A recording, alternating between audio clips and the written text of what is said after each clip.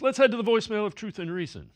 We have quite a few interesting players on this team, young players on this team, specifically Jock at linebacker. He is very similar in a lot of ways in character and his abilities to Big Bill Willis, Hall of Famer. I venture to say that very few teams will be able to get around him once he gets his hands on them. And as far as the quarterback situation goes, we'll have to wait and see what Watson can do and whether the other backups can work themselves so we get back in the playoffs.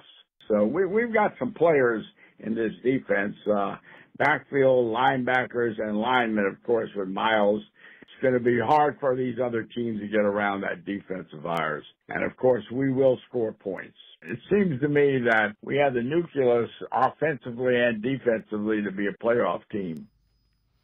As always, appreciate all of the voicemails. Max, he's referring to Jeremiah Owusu-Koramoah in that first part of it. When you look at him, what do you see? Is that a guy that's on the verge of really taking that step into elite linebacker status? I think it's certainly possible. I think he's right now a top 10 linebacker we have in the NFL right now. He's not the biggest linebacker in the world, but he makes up for it with great speed and great quickness. He's been a really, really good coverage player.